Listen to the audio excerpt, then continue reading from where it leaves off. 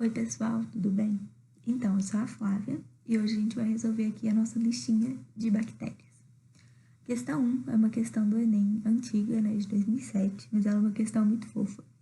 E a gente tem uma bactéria bonitinha aqui e fala, estou tão sozinho, vou me duplicar.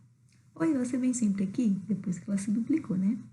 Que cara chato, vamos embora. Daí a gente consegue perceber que no início a gente tem uma, no segundo quadrinho a gente tem duas, no terceiro, olha o que aconteceu, a gente tem três, porque essa, deixa eu pegar o laser aqui, essa daqui se duplicou, e depois a gente já tem 5, porque teve mais uma duplicação aqui. Então tá, então vamos lá. As características do tipo de reprodução. Que tipo de reprodução que é esse, pessoal? É a divisão binária, né? Que a gente só dividiu assim, e vocês lembram que é uma divisão rápida, que não gera variabilidade, porque a gente vai estar gerando clones, né? Então tá, então as características são simplicidade. Sim, é relativamente simples. Permuta do material gênico? Não, permuta do material gênico está diretamente relacionado à variabilidade genética, né? Então não pode ser, porque é como se o material gênico fosse trocado ali, por exemplo, o que a gente consegue ver na meiose, por exemplo. Então não. B, rapidez, sim. Até pelo próprio quadrinho mesmo, a cada quadrinho teve uma divisão. Simplicidade, sim, é um processo simples. E semelhança genética. Semelhança genética quer dizer que eu tenho clones, então a resposta é a letra B, mas vamos olhar as próximas. Letra C, variabilidade genética já está errada. Mutação pode acontecer. Mutação é um evento aleatório, né? E ela pode acontecer, mas assim, geralmente não. Mas a gente não pode descartar. E evolução lenta também não, porque, né, processo bem rápido. Letra D, gametogênese. Não, gametogênese está ligada à formação de gametas. A gente não tem a formação de gametas aí. Vocês lembram lá da aula que eu dei para vocês de meiose? Então, aquilo ali é a formação de gametas. Aí a gente não vai ter, a gente vai ter a formação de clones. Troca de material gênico. Também não, troca de material gênico está ligado a uma variabilidade genética e complexidade não é um processo bem simples. Letra E, clonagem, sim. Gemulação, não, porque a gemulação é um processo que a gente vai ver nos animais, que é uma reprodução assexuada também, mas eles vão formar como se fosse umas gêmulazinhas, umas elevações que vão se soltar. Vocês vão entender isso melhor nos animais. E partenogênese não, que é um processo que a gente vai ter, vai ter o nascimento, né, de um ser vivo a partir de um óvulo não fecundado. E aí a gente não tem nem esse processo de ovulação muito mais complexo do que isso aqui que a gente tem nas bactérias, né? Então, a letra E também não. Ótimo. Então, a resposta, letra B. Vamos para a próxima. A questão 2, ela está falando sobre o uso prolongado, né, de lente de contato, que não é bom, blá, blá, blá, blá, blá, blá. Causa pode gerar doença. Aí, ó, essa parte que é importante. Antibiótico. Se a gente for relembrar da aula, eu cheguei a falar dos antibióticos, né? Mas uma coisa que desculpa, mas eu esqueci de falar para vocês, é que o antibiótico, ele é usado só para bactérias. A gente não trata fungo com antibiótico, a gente não trata doença viral com antibiótico. O que vocês estão vendo no coronavírus é que eles estavam testando alguns antibióticos, mas antibióticos, né, para ajudar no tratamento, mas o antibiótico em si, ele é pensado em bactérias, tá bom? Então, se a gente está com antibiótico aqui, a gente sabe que essa inflamação que vai acontecer, essa infecção aqui, é uma infecção bacteriana. Ótimo. Tá? E aí aqui ele também fala da invasão bacteriana. Então, o que ele fala? Ele fala que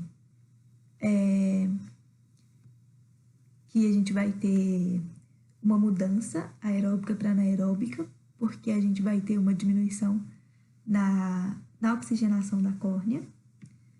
E aí a gente vai ter uma diminuição no número e velocidade de mitose no epitélio, porque o nosso epitélio ele vai precisar de condições específicas na córnea, né, para ele sofrer essa mitose. E é importante que a gente tenha e aí a gente vai aparecer com os defeitos epiteliais e invasão bacteriana. Então tá, então a instalação de bactérias e o avanço no processo infeccioso da córnea estão relacionados a algumas características gerais desses micro-organismos. Que micro-organismos? As bactérias. Então vamos lá. Quais? Grande capacidade de adaptação? Mais ou menos, né? A gente tem bactéria que tem grande capacidade de adaptação, a gente tem bactéria que não tem. Considerando constantes mudanças no ambiente em que se reproduzem e o processo aeróbico como melhor opção desses micro-organismos para a obtenção de energia. Então, depende da bactéria, como já disse, existem as bactérias aeróbicas e as bactérias anaeróbicas, sendo que nas anaeróbicas podem existir as facultativas. Nas facultativas, o processo aeróbico é sim a melhor opção, se tiver opção de escolha. Mas aí essa questão, ela já fica assim, depende do micro-organismo. E além disso, a gente está falando que na córnea, a gente está um ambiente anaeróbico, né? Então, não pode ser, a gente não pode ser dependente do ambiente aeróbico 100% do tempo, igual a letra A está indicando. Então, não. Letra B. A grande capacidade de sofrer mutações, as bactérias elas podem sofrer mutação, mas quem tem grande capacidade de sofrer mutação mesmo são vírus, tá? Então, essa frase está mais associada aos vírus, aumentando a possibilidade de aparecimento de formas resistentes e o processo anaeróbico da fermentação. Então, não. Essa frase ela está muito mais voltada para os vírus. Letra C. Diversidade morfológica entre as bactérias, aumentando o tipo de agente infeccioso e nutrição heterótrofa. Também não, galera, não é a resposta adequada. Porque, primeiro que não tem muito a ver com a grande diversidade, né? Até porque uma grande diversidade de indivíduos em um espaço pode ser ruim, porque eles vão acabar querendo ou não competindo, e aí um pode ganhar do outro, tá bom? Vocês vão ver isso melhor e vão entender isso melhor na ecologia. Também não. D. Alto poder de reprodução, aumentando a variabilidade genética de milhares de indivíduos. Então, vamos lá. As bactérias têm alto poder de reprodução? Sim. E o alto poder de reprodução delas é a reprodução binária, que vai ser a reprodução sexuada, né? A gente, com isso, tá aumentando a variabilidade genética? Não, porque a gente está gerando clone, e clone tem a mesma variabilidade genética, tem a mesma carga genética, né? Então, a gente não vai ter uma variabilidade genética ali entre aquelas bactérias. Então, essa questão não pode ser. E o alto poder de reprodução, sim, igual a gente já viu, originando milhares de descendentes geneticamente idênticos entre si, que seriam os clones. Então, sim, também. E a diversidade metabólica, considerando processos aeróbicos e anaeróbicos para a obtenção de energia. Sim, são características desses micro-organismos, das bactérias, o que ajuda elas nessa situação. Então, a resposta é a letra E. A questão 3, ela está falando sobre medida de saneamento básico. Falei com vocês que cai, lembra? Então, aí a falta de saneamento vai estar relacionada ao aparecimento de várias doenças. A gente vai ter aqui que um paciente dá entrada em um ponto de atendimento relatando que há 30 dias teve contato com água de enchente. Então, essa parte aqui da água de enchente é muito importante, tá? Ainda informa que nessa localidade não há rede de esgoto, drenagem de águas pluviais, coleta de lixo inadequada. E os sintomas são esses daqui que a gente está vendo. Então, vamos lá. Primeira coisa, se a gente relembrar da aula que eu falei com vocês sobre enchente, o problema da enchente é que ela pode causar uma doença, né? Pode ser responsável por aumentar os índices dessa doença. E aí, no caso, ele informou aqui, o paciente, que não tem rede de esgoto, a drenagem das águas, não tem rede de esgoto e nem drenagem das águas da chuva, né? Então, as águas da chuva vão se acumular e a coleta do lixo é inadequada.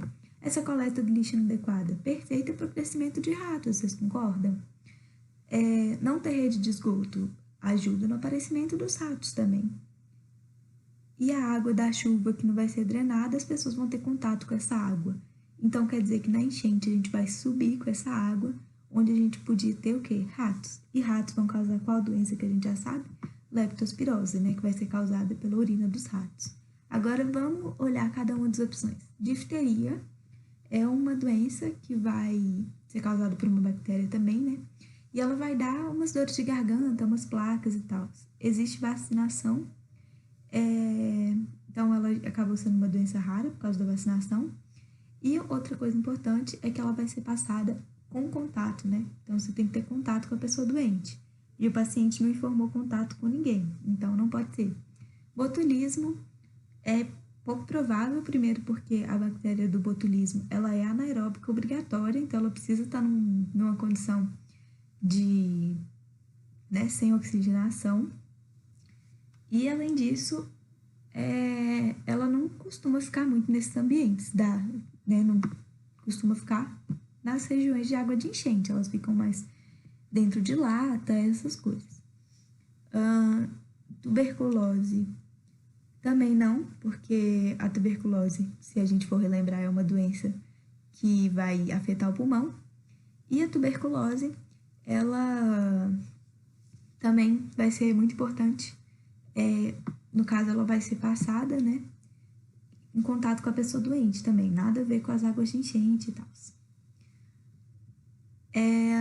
E a meningite, essa meningite meningocócica é a meningite causada pela bactéria. Ela é super grave, mas o contato também que vai fazer com que a gente transmita, o contato com as pessoas doentes. Então, também não. Outra coisa, gente, esses sintomas aqui, febre, dor de cabeça e dor muscular, são sintomas básicos de muitas doenças, né? Então, só pelos sintomas a gente não consegue eliminar. Ótimo, questão. Então, a resposta, letra D, leptospirose. Questão 4, a gente está falando dos medicamentos e tal, e aí os antibióticos, que vão ser grupos de fármacos inseridos no tratamento de doenças causadas por bactérias. Então tá, então o que o antibiótico vai fazer? O antibiótico vai danificar a estrutura específica da bactéria, tá bom? Essa é a função dele. Então, o que ele pode fazer é fazer com que a bactéria não consiga se reproduzir dentro do corpo, danificar a parede da bactéria, porque aí se a gente danifica a bactéria, a gente vai diminuir a quantidade de bactérias que estão lá e aí a gente vai conseguir fazer com que o nosso corpo consiga lutar contra essas bactérias, né? Que o sistema imune do nosso corpo consiga lutar contra essas bactérias. Então, letra E, danificando a estrutura específica das células bacterianas.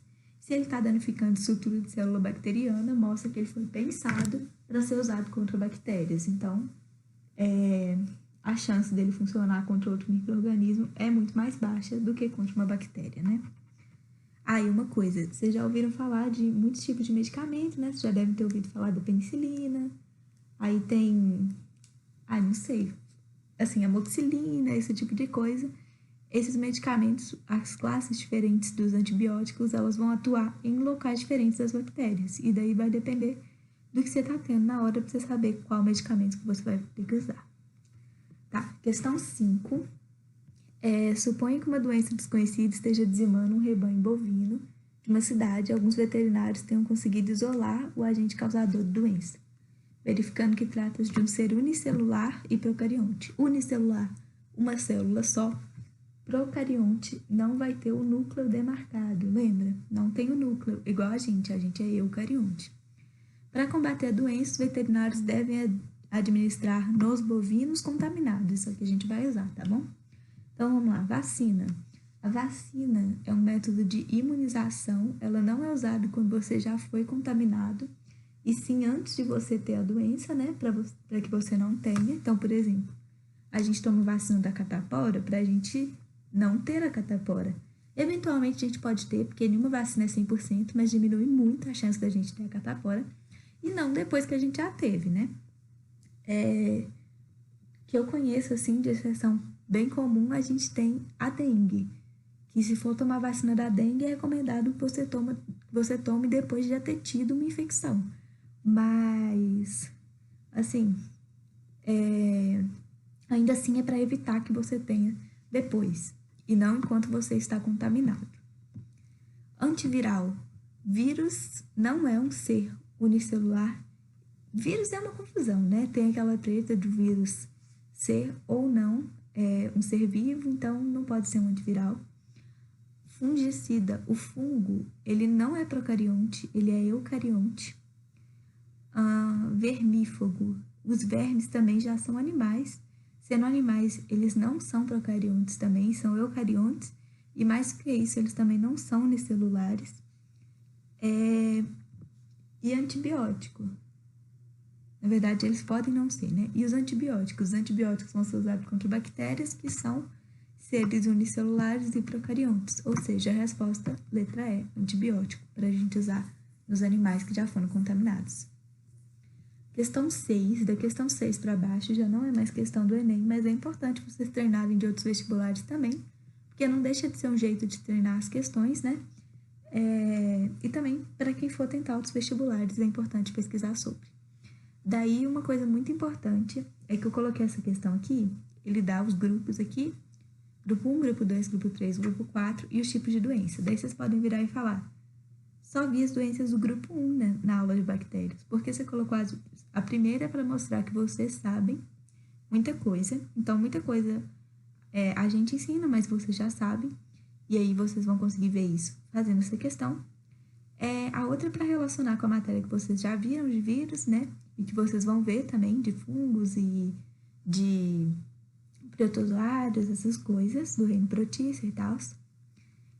E por último, porque a gente vai ter questões que vão misturar conteúdos mesmo, isso é normal, e a gente também tem que estar tranquilo para fazer essas questões, tá bom? Então vamos fazer junto. Então vamos lá, ele está perguntando aqui pra gente quais são os agentes causadores das doenças citadas. No grupo 1, a gente tem tuberculose, leptospirose e pneumonia. A gente viu na aula que isso tudo é causado por bactéria. No grupo 2, hepatite C, febre amarela e dengue. Às vezes você não sabe de alguma, mas provavelmente vocês sabem da dengue, né? E como os grupos são todos são causados pelos mesmos agentes, a dengue é um vírus, então febre amarela e hepatite C também é causado por um vírus. Então, por enquanto, a gente tem bactéria e vírus, letra D e E. Grupo 3, amebíase, malária, doença de Chagas. E grupo 4, teníase, esquistossomose e ascaridíase. Então, aqui no grupo 4, a gente tem, por exemplo, a ascaridíase, que vai ser as lombrigas, a teníase, né, que são as tênias, as solitárias. Então, o que acontece? Esses nomes, lombriga, essas coisas, vocês lembram de um trem grande, né? Um verme. Então, o 4 só pode ser verme e o 3 vai ser protozoário. A resposta é a letra D. Tá vendo? Vocês não precisam saber todas as doenças, vocês só precisam saber reconhecer. Então, a resposta é a letra D. Vamos para a próxima. Questão 7. A questão 7 é um texto relativamente grande, que vai estar falando aqui sobre o carrapato estrela. Não só sobre... Deixa eu ver.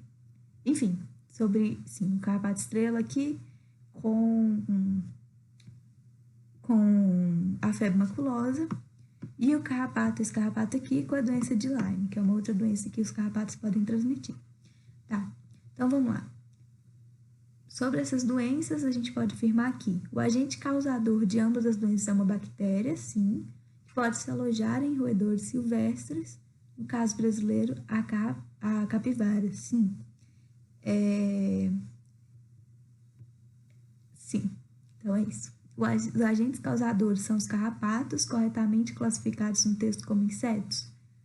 Não. Primeiro que o agente causador da doença não é o carrapato, tá? O carrapato, ele vai ser transmissor, o agente causador da doença é uma bactéria, e além disso, eles não são classificados corretamente como insetos, tá bom? Eles são, na verdade, aracnídeos e não insetos.